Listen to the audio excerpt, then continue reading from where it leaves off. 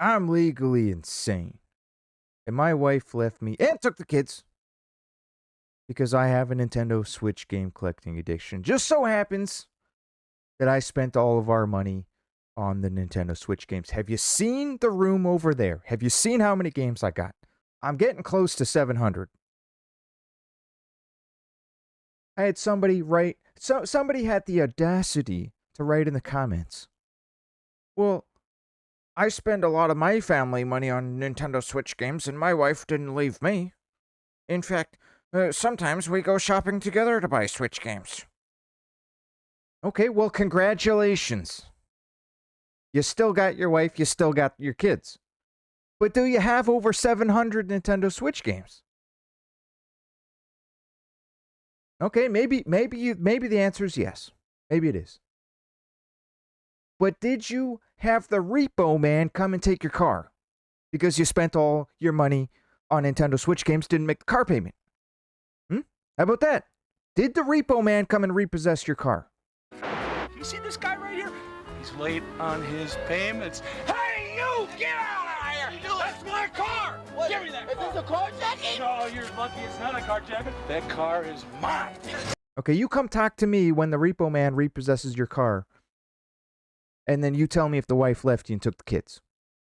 So I think I know a thing or two about Switch games. I think I know something, a little bit more knowledge than the average person. Which is why I have a whole bunch of Switch games on me right now. Whole bunch of Switch games, all recent pickups. Because I got a backlog of like 500 games here, okay? 500, 600 games, who knows? Who knows? I don't even know anymore. I lost count. I don't even count. I don't even count anymore. I think I'm going insane. You people are driving me nuts. Well, I'm going to go through these games, and I got some real frickin' bangers in here. I'm talking hidden. There's one game in here that's going to make you blow your balls off. So I want you to get that gun. Where's my gun at? I have to find my gun. Put the 6 bolts in the chamber. Put the diaper on. You only get 1 warning with me. I don't give 2 warnings. There's no such thing as a double warning. You get 1 chance. If you didn't have a diaper on, that's on you. Warning sign. But anyways, let's go through these games. I'm going to show you what I got and why I got each of these games, why you might also be interested in picking up some of these games. Some of these games are going to be rare and expensive in the future. Let's get started. First up, we're starting off strong with a game that is a strong candidate to become a rare and expensive game. Another game published by Fangamer, Faith the Unholy Trilogy. Trilogy. I keep saying trilogy because it is a trilogy. There's 3 games on this cart. This is a compilation of the first 3 games. I mean, there might even be more in the future because it's obviously selling well. It is an 8-bit style, Atari 2600 style survival horror. Okay? When I say the game is a survival horror, it is a legitimate horror game. And we're not just talking jump scares. There are a little bit of jump scares, but the game doesn't rely on jump scares, and the game doesn't want to rely on it. It's the true horror is in that old school proper horror. The horror is done through the visual effects and the storytelling.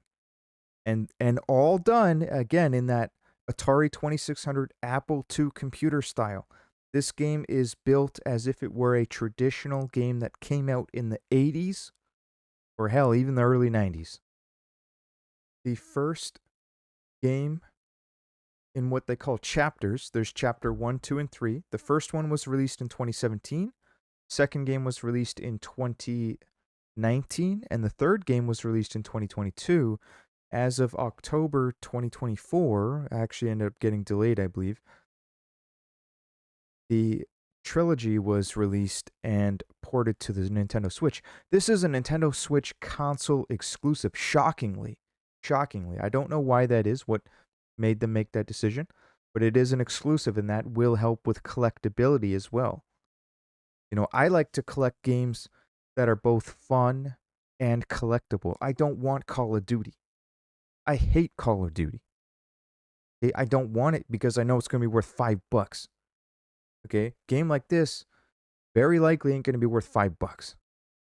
So not only is it designed to look like an old computer game, it also sounds like one. It plays and sounds like one.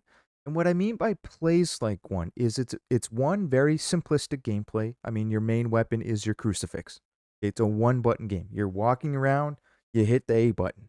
You use your crucifix to both attack, so that is your weapon, your main weapon, and you will also use this crucifix to solve puzzles. So that's the other aspect of the game. And as far as I know, I haven't beaten all 3 games yet, but the puzzles are fairly simplistic. I'm sure they get harder, but you do have to interact with objects, and you will be performing exorcisms on various objects, and you'll be collecting notes and clues. Some of these notes that you receive, they'll give you clues as to what to do next or where to go, where to find an item, things like that. So when I say the game sounds like it's from an 80s Atari or Apple II computer, I mean that quite literally. The voices are a computer synthesized computer talking to you. So this is a time warp. You will warp yourself back to the 80s, but the game is better designed than anything they could have ever designed back then, right? This is an 80s game, but with modern game design behind it, with a great story. Don't sleep on the story. Now you got to read the story. The story is played out through text, right? There's no voice actors here. You're not going to get Tom Cruise voice acting. Don't take my word for it. This game received rave reviews. 10 out of 10 reviews, complete hidden gem. And people are finding out about this game. Every day that passes, somebody new finds out about this game. It's going to go down as a cult classic. IGN says a truly eerie horror game. Like, don't let the poor graphics fool you. It's all part of the experience. Eurogamer says smarter than it looks, deeper than it looks, scarier than it looks. Don't let these graphics fool you. PC Gamer says Erdorf's Priestley universe is one of continual unnerving surprise. I'll give you the one negative of the game that I was about to describe earlier and got sidetracked. But yeah, you do move very slow, as this guy's saying, great horror game overall, but please add a sprint button in between fights. I get the slow walking speed is meant to build tension, but when I'm going for some of the harder achievements, it feels like a chore to get anywhere. And it does, you'll get that eventually, but here's the kicker. After you beat the game, you can unlock a turbo mode. So the developers have addressed this, but they want you to play through the game the way it was designed to be played first. They designed it this way. It's meant to be slow, and that was a product of the 80s. A lot of these old games were slow. It's just the way it was. It wasn't all necessarily about building tension. It was also about mimicking the style of games back then. This guy here makes a very good point. Play this with a controller with rumble turned on. I noticed that. I experienced that. You'll pick that up in the first chapter. Because there is another layer of immersive kinetic storytelling conveyed by the rumble of your controller. And sometimes it's very gentle. It'll let you know, there's an hidden enemy here. And I'm getting closer. or the enemy's coming in at me. Oh, it rumbled. He's somewhere on this screen. Where is he? Oh, crap, he's getting closer. I don't know where he is. Where is he? You put your crucifix up. You turn left. You turn right. Trying to find this son of a bitch before he kills you, because he's about to kill you. Let's scroll up to the very first review. This is just random reviews. I just want to show you this real quick. I mean, there's hundreds of these reviews. Thousands of them. This guy says, I wasn't sure about this one, but I saw a positive review posted by a very reliable Steam friend and was like, okay, I'll pick it up. I'll pick it up then. So he goes and picks it up, sits on his desk for about 3 weeks collecting dust. When I finally tried it out, I discovered that the game is excellent. Dark as F, genuinely feels good to play while simultaneously emulating the Atari vibe, and does it ever come at you with cool cutscenes? It's not a spoiler to me. Jump scares, they're gonna come. You're not gonna know where they are, so it ain't a spoiler. And does not hold back on the blood. I honestly didn't really know what to expect exactly when I fired this one up. I'm glad I did. I'm now debating playing through again, and definitely anticipating a sequel someday. Yeah, definitely there's gonna be a sequel. So on that note, there are multiple endings.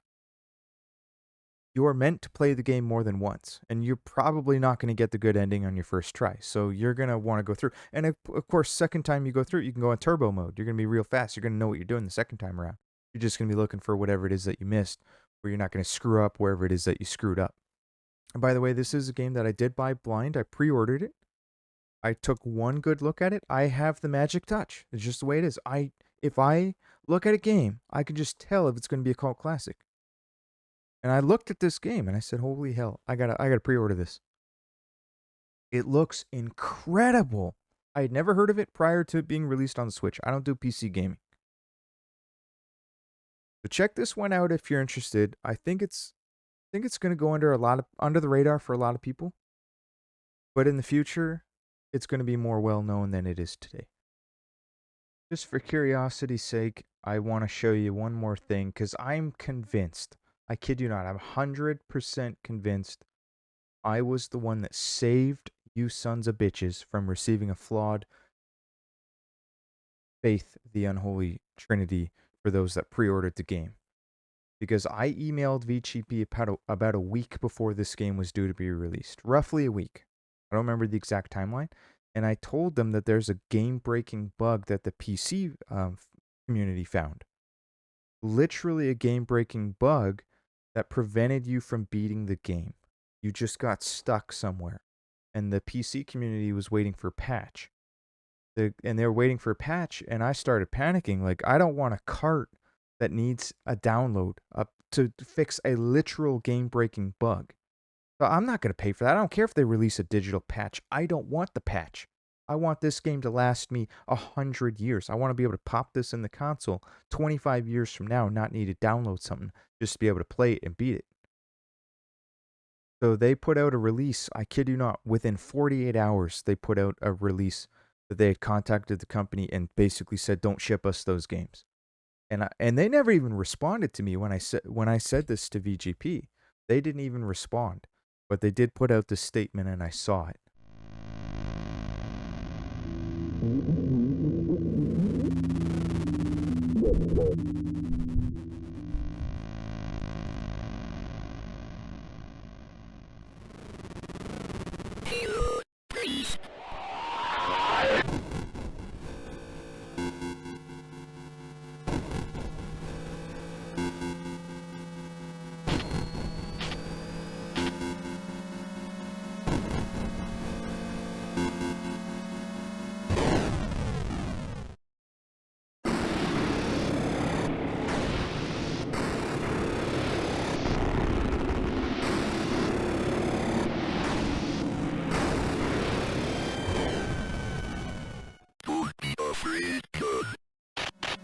Next up, we got a really interesting game. I took a chance on this one. Once again, I bought it blind. I didn't know nothing. I like doing that. That's fun for me. That's how I get my kicks. This is called Here Comes Nico.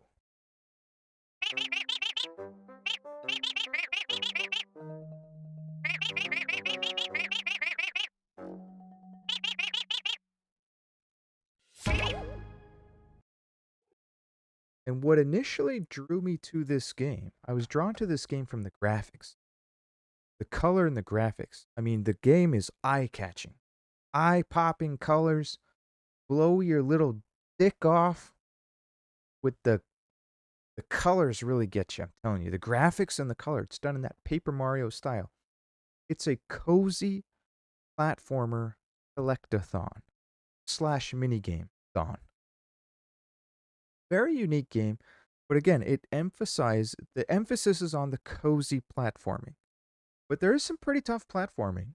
You know, but it's very forgiving. So it's kid friendly. I think even a younger child could master the more difficult parts of the platforming.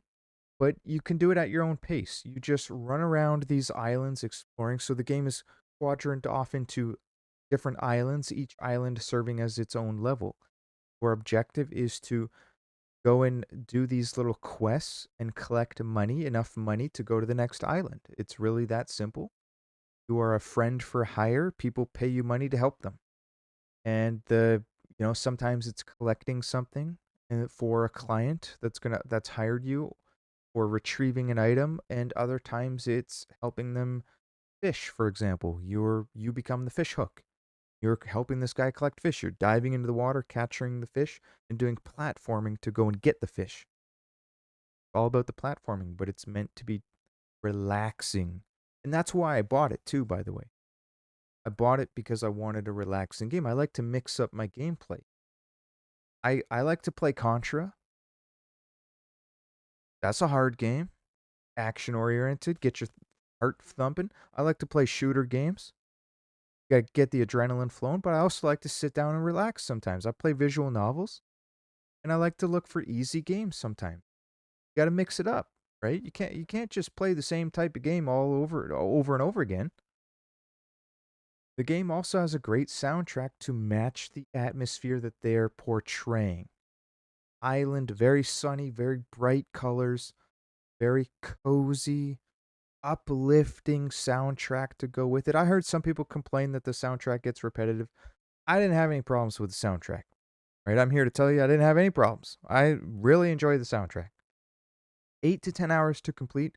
That's a lot of gameplay time. I got no problems with the length of the game. I've bought in this is from Super Rare Games. It's rare because they only made 4,000 copies. And I think this one sold out pretty quick too. I also, when I first bought it, I did think that it had a lot of potential to become one of the more rare and expensive super rare games. But the more I play it and the more I think about it, I think it's always going to be very neat. It has not taken off in price like some of the other games. So I got some funny history with this game. I played this about 1 or 2 years ago. I guess when it came out 2023, I probably played it in 2023. And I'm going to be straight up honest with you. It's a little bit embarrassing to say this, but I was playing the first level, which is essentially the tutorial stage. You do one quest, it's the easiest thing on the planet, but it gives you the opportunity to explore and you learn the buttons. And you learn what the objective is. The objective is to go do a quest, get paid, get on the train, go to the next island. That's the whole purpose of the first level. It is a tutorial. Okay, that's what it is. But I'm telling you, true story. There is a crane, giant tall crane. I'll put up footage. Giant tall crane in the water. And I said, man, there's got to be a secret up there. So, of course, my first time playing it, after I had explored the entire island, I didn't want to go to the next level, right? I had the coin, but I'm exploring, trying to figure out if there's any secrets in this game. And I kept looking at this friggin' crane, monster crane, sky high crane. I said, there's got to be something up there. And I'm trying to jump up the crane because you can kind of climb walls. It's part of the platforming mechanics. You can grab onto things too. And I'm jumping up and I'm jumping up and I could not get to the top. I just couldn't get there. And I hate to say it, but I literally tried getting there for 2 or 3 hours straight. And I was so mad because I would get so close to the top, but I would never make it to the top. I would always fall back down. I would get like, I wasn't even that close, to be honest. I think I got halfway. There's a platform halfway, but turns out you can't even get on the platform. It's just, it's not, you'll just go right through it like it's air, right? That's the way they programmed it for whatever reason. They didn't think anyone was going to climb up this thing. So after 2 or 3 hours of trying to climb it, thinking that there's a secret at the top, there has to be. Who would make this crane? What kind of sick bastard would make a crane like that, have you climb all the way up to the top and not have any reward for it? So I turned the game off. I couldn't get to the top. I turned the game off and I didn't touch it again for years.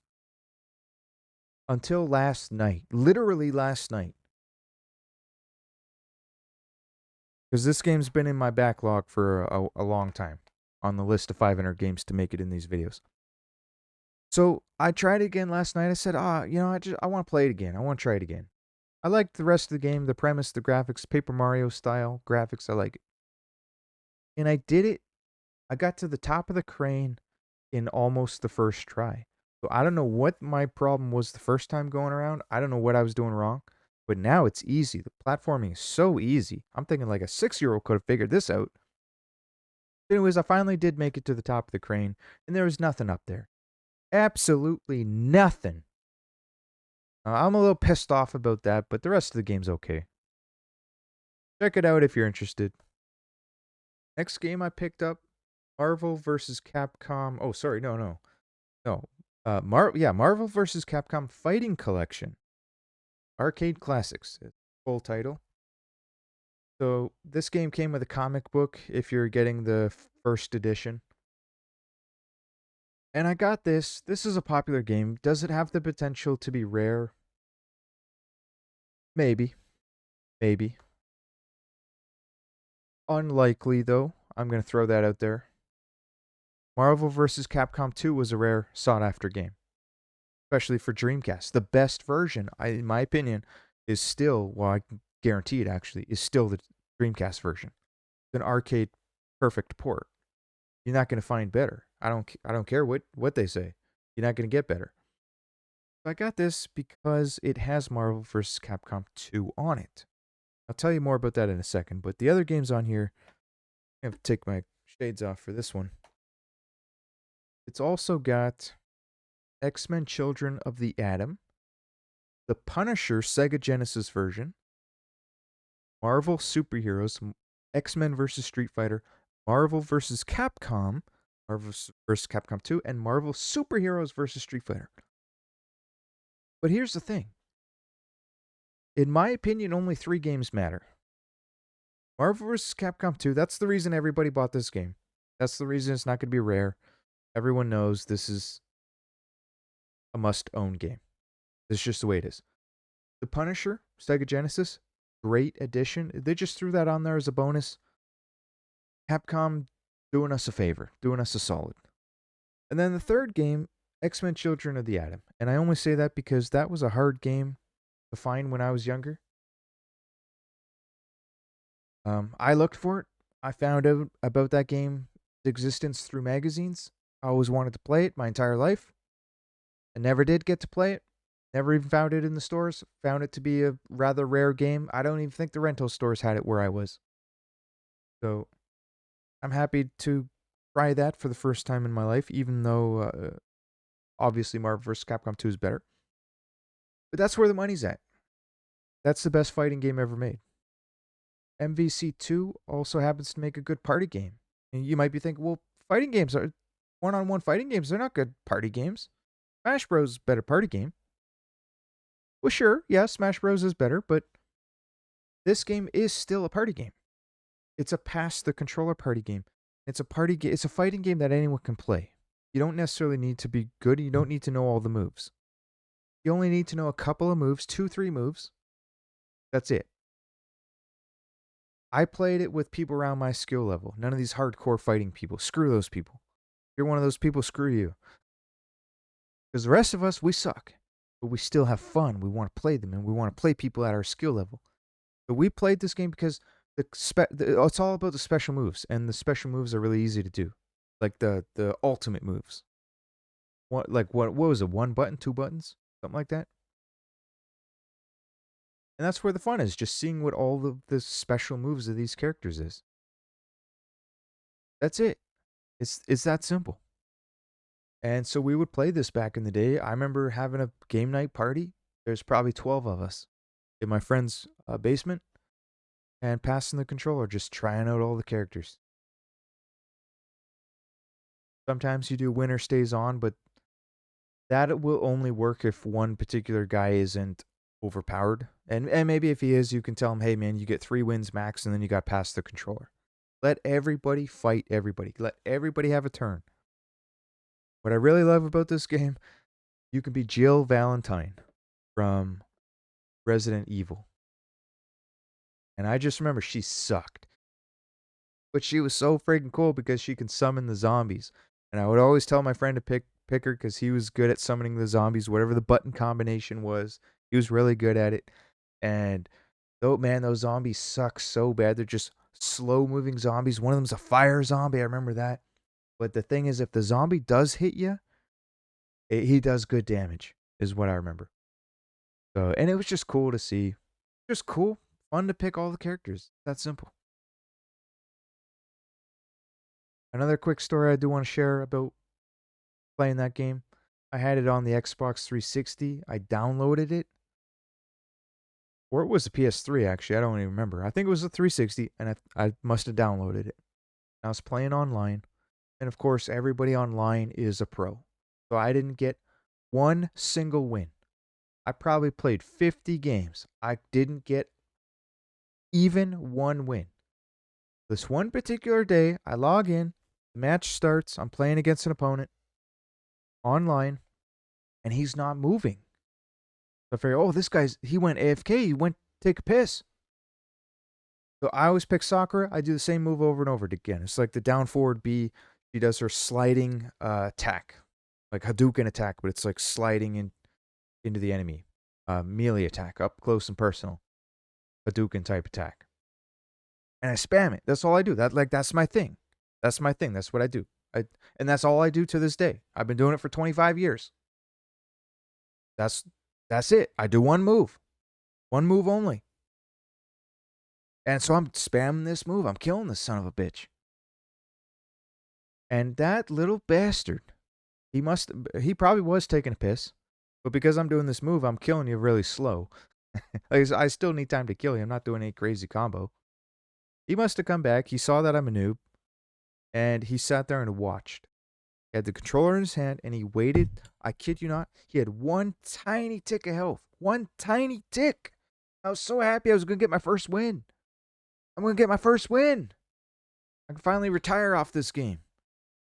I'm tired of playing these pros. I'm going to retire after I get my first win. And after that, I kid you not, he came back and he was doing cheap combos on me. I didn't even get to move. I couldn't block. I couldn't move. And he killed me.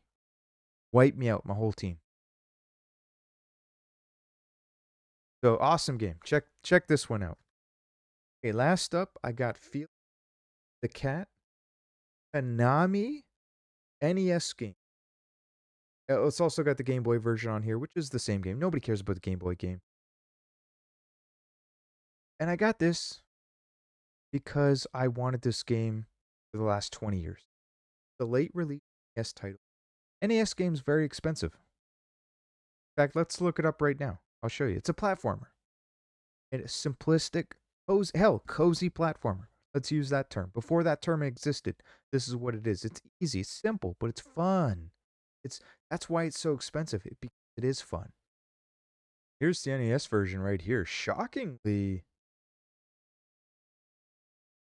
really gone down much since, if at all, since the NES release or Switch release. And actually, that's not really shocking because the whole time I was playing the Switch version, I was thinking to myself, I wish I had the NES version because it's just not the same. But as I was playing the game, the problem was I knew it was the controller. If I had an NES controller, it might be a little bit different. So I'm hoping to get that Switch NES controller. I'm scared to look up the price on eBay. It probably costs a lot of money. But I was thinking, if I had that, maybe it would have improved my experience with Felix the Cat. But still a fun game. I'm glad I bought it. I know I paid a lot of money for it for what it is. Konami's ripping us off, giving us one friggin' game. NES ROM on a Switch cart, charging full $1. Limited Run Games title number 203. But it's a fun game. A lot of power-ups. There's a lot of fun power-ups. Anything from a car to driving a tank to flying a air balloon. Water stages. There's flying stages. There's regular Mario type stages. Very fun game. Came out in 1992, but the original was a Hudson Soft title. Konami merged with Hudson Soft long time ago. And so they no longer use that trademark. They absorbed all of the IPs from Hudson Soft. So they own Felix the Cat. There are perks, though, I will say. So there are perks to having the Switch version. over the NES version, which is another reason why I don't mind having this version. You get save states and you get the rewind feature. And I use the rewind feature. I don't mind cheating like that. I don't mind that. Now the negative side is you don't get the Game Genie for starters, and you don't get the full NES experience. You know, you could tell it doesn't look the same. It's not a CRT television. It's a little bit different. It's not the same controller, but if you had the controller, it would definitely help. And I have the Super Nintendo controller. I went and bought a Japanese Famicom version. If you want to get one of those controllers, by the way, the North American ones are always more expensive. Don't be afraid to just pick up the Japanese version. I did that with the Super Nintendo, and I don't have any problem with that. The color scheme is different. That's it. Felix the Cat was a game that went under the radar because it was a late release title. Nobody knew about it. It wasn't until friggin' years later when YouTube came out that people learned of that game's existence, myself included, right? I didn't know about this game till 15 years ago. Hell, maybe 10 years ago. I'm not even sure when I found out about that game. But it's a game that I would have enjoyed to have back in the day. They clearly designed it for a younger audience. It's easy, but I like easy games. I think easy games are for old people and young people. Very young or very old. I'm in the very old category, and I see the YouTube analytics. I know most of my viewers are in the same category as me. Some of you are in denial. You're thinking, well, I like my hard games. I like Dark Souls. I like the harder the better. I like to die 10,000 times, smash my controller, and blow my balls off in rage. But I don't like to blow my balls off in rage. I like to blow my balls off from being happy because I'm playing Faith, the Unholy Trinity, and the game's so good, I can't resist. If you haven't played a game that good, that you pick up a gun and you blow your little dick right off along with your balls at the same time, then you haven't truly lived. Go play 13 Sentinels Aegis Rim Nintendo Switch. Go play it start to finish. And then you'll know what I'm talking about. Go play Final Fantasy III Super Nintendo. Go play Chrono Trigger. I haven't even beaten that one yet. But everybody tells me that's like king of the Super Nintendo. So go play that one. Go play King of Dragons Super Nintendo. 2-player co-op.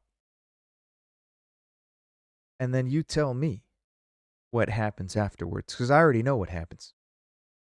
The aftermath involves you hiring a cheap surgeon from Mexico to reattach your balls. If you'd like to support the channel further, I do have a Patreon. The link is in the description below. We do post exclusive content there. I'm trying to post one exclusive episode per month as well. Shout out to all my Patreon supporters. Thank you very much for the support. It does mean a lot. Your support keeps the channel going. Because without the support, the channel wouldn't exist.